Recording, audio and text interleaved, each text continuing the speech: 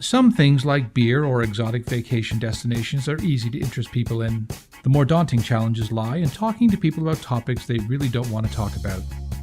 And, in some cases, even go out of their way not to think about. We had a client, Royal Ottawa, with such a problem. If ever there was an image of a mental institution, the Royal Ottawa was it. A foreboding 100-year-old mental institution.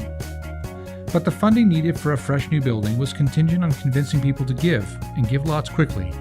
You see, with only 6 months left to raise $10 million or risk losing their matching government funding, they needed an idea to spur people to action fast. Sometimes knowing where to go with an idea begins with knowing where not to go. So we decided we would not play the sympathy card and present hard luck stories of people dealing with mental illness. Instead, in Phase 1, we created a series of 4 highly provocative full-page advertisements, each of which presented the need to raise $10 million through the voice of the very diseases the new Royal Ottawa would address. Oh well, what does it matter if we don't raise the $10 million anyway? It was hopeless from the start, just hopeless. Who would ever ask for $10 million in such an unusual tone? Well, depression would. And addiction would ask like this. And paranoia, like this.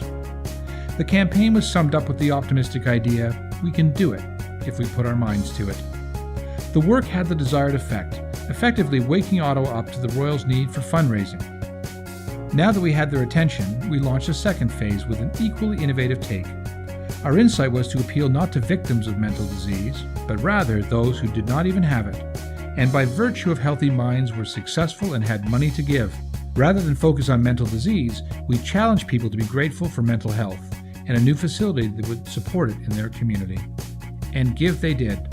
What they had been unable to raise in the first 2.5 years, we raised in 6 short months. Even more amazing, 60% of the donors were giving for the first time, meaning we really had open minds to a sensitive subject. The campaign, because of this, was awarded Canada's top fundraising campaign at the CMAs.